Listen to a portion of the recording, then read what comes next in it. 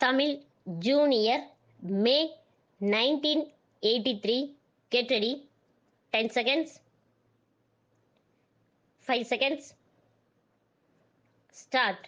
மாண்புமிகு தலைவர் அவர்களே, தமிழகத்தில் உள்ள உணவு நிலைமையைப் பற்றி அவையின் முன் வைக்கப்பட்டுள்ள அறிக்கையில் உணவு கையிருப்பு நிலை மிகவும் சிறப்பாக அமைந்திருக்கின்றது என்பது உண்மையிலேயே எனக்கு மகிழ்ச்சி அளிக்கிறது. இது எப்படி சாத்தியமாயிற்று என்று சற்று சிந்தித்து பார்க்க வேண்டும். முன்பிருந்த அரசினுடைய சாதனையின் விளைவுதான் இது என்பதை நான் எடுத்து சொல்ல விரும்புகிறேன். ஒரு நாட்டின் உணவு நிலைமையை ஒரே நாளில் அல்லது ஒரே ஆண்டில் எந்த ஆட்சியாலும் சீர்படுத்த முடியாது.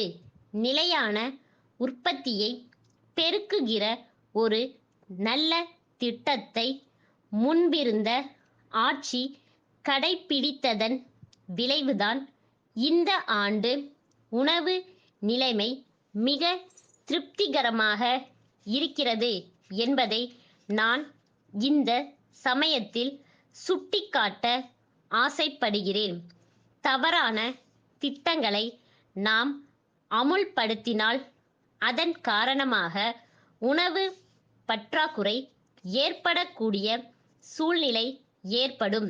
ஆகவே முன்பிருந்த அரசு உணவு உற்பத்தியை பெருக்க மேற்கொண்ட நல்ல திட்டங்களை இந்த அரசும் அப்படியே பின்பற்ற வேண்டுமென்று இந்த சமயத்தில் கேட்டுக்கொள்ள விரும்புகிறேன்.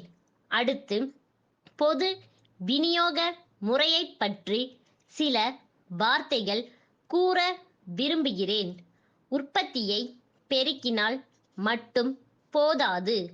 உற்பத்தி செய்த விளை பொருட்களை சரியான முறையிலே மக்களுக்கு விநியோகம் செய்ய வேண்டும். உணவு பொருட்களை சீராக விநியோகிக்க நியாய விலை கடைகளை நகரத்தில் மட்டுமல்லாமல் கிராமத்திலும் திறக்க வேண்டும். விவசாயிகள் உற்பத்தியில் கவனம் செலுத்த வேண்டுமென்றால் அவர்களுக்கு கட்டுப்படியாகக்கூடிய விலையை அரசு நிர்ணயம் செய்ய வேண்டும்.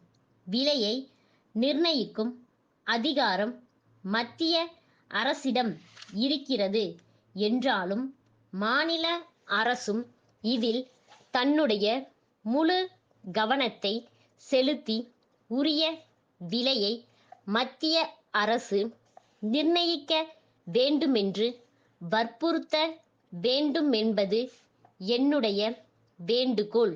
இதை நன்குணர்ந்த முந்தைய அரசு விவசாயிகளுக்கு கட்டுப்படியாகக்கூடிய விலையை நிர்ணயம் செய்ய வேண்டுமென்று மத்திய அரசிடம் வாதாடி வந்தது.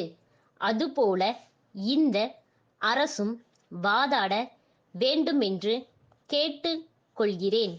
இந்த ஆண்டும் அப்படி செய்தால்தான் அடுத்த ஆண்டில் உணவு நிலைமை மிக திருப்திகரமாக இருக்கும்.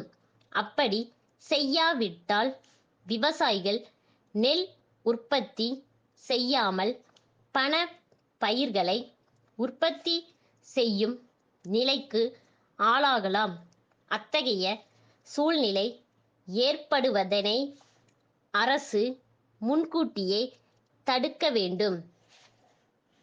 மதுரை கீழமாசி வீதியிலுள்ள அருள் சகோதரர்கள் சென்னையிலுள்ள காமதேனு பல்பொருள் அங்காடி செயலாளருக்கு எழுதிய கடிதம். அன்புடையீர், தாங்கள் சென்ற வாரம் எழுதிய கடிதம் கிடைக்கப் பெற்றோம்.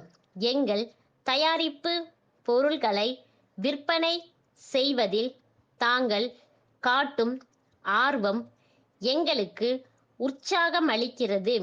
நாங்கள் புதிதாக தயாரிக்கவிருக்கும் குழந்தை உணவு பொருட்களின் விவரங்கள் அடங்கிய பட்டியலை இத்துடன் அனுப்பியுள்ளோம். எங்கள் புதிய தயாரிப்புகளுக்கான மூலப்பொருட்கள் கிடைப்பதில் தற்போது ஏற்பட்டுள்ள சிரமங்களை தாங்கள் அறிவீர்கள். ஆகவே அவற்றின் விற்பனை விலையை குறைப்பதிலும் விற்பனையாளருக்கு உரிய கழிவு விகிதம் எவ்வளவு என்பதை தீர்மானிப்பதிலும் கொஞ்சம் தாமதம் ஏற்பட்டுள்ளது. விரைவில் நல்ல முடிவு காணப்படும். இது குறித்து 2 மாதங்களில் தங்களுக்கு விளக்கமாக கடிதம் எழுதுகிறோம். தங்களுடைய ஆதரவை என்றும் நாடும். தங்கள் உண்மையுள்ள ஸ்டாப்.